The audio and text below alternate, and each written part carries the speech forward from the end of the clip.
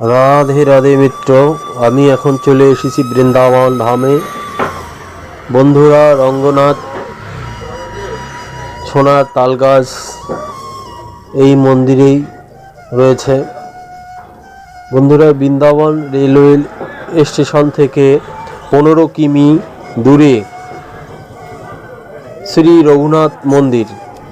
এটি ভগবান বিষ্ণু এবং লক্ষ্মীকে উৎসর্গ করা এই মন্দির। নির্মাণ কাজ 1845 সাল শুরু হয় এবং 1851 সালে 45 লক্ষ টাকা ব্যয়ে সম্পূর্ণ হয়।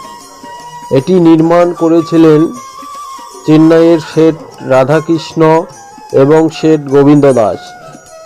এটি বৃন্দাবনের বৃহত্তম মন্দিরগুলির মধ্যে একটি এবং এটি উঁচু প্রাচীর দ্বারা বেষ্টিত। মন্দিরের দেবতাকে শ্রী রঙ্গনাথ বলা হয় এবং শেষনাগের ওপর ঘুমন্ত ভঙ্গিতে প্রতিনিধিত্ব করা হয়। মন্দিরে সীতার মূর্তি রয়েছে, রামের মূর্তি রয়েছে, লক্ষ্মণের মূর্তি রয়েছে, নরসিংহ, রামানুজাশ্রম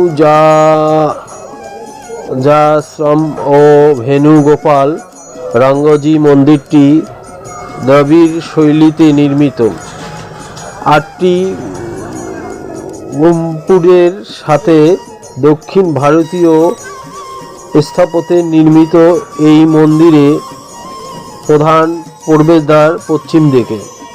এখানে একটি 6তলা গোপরুম রয়েছে যা সম্পূর্ণ খোদাই করে ভরা। মন্দিরে সোনার প্রলেপ দেওয়া 50 ফুট উঁচু তালগাছ রয়েছে। মন্দির চত্বরের মধ্যে রয়েছে একটি সুন্দর বাগান।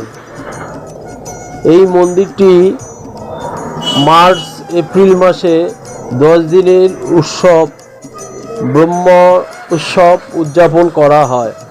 মন্দিরটিতে বৈকুণ্ঠ ধাম দরজা আছে। এইটি বছরে একবার খোলে। আপনার ভাগ্য হলে, ভালো হলে ভিতরে প্রবেশ করতেও পারেন। বন্ধুরা, ভিডিওটি দেখতে থাকুন আর আমার চ্যানেলটিকে লাইক, শেয়ার, কমেন্ট, সাবস্ক্রাইব করুন যাতে করে নতুন বন্ধুরা ভিডিওটি সহজেই দেখতে পারে। সবাইকে ধন্যবাদ। রাধে রাধে।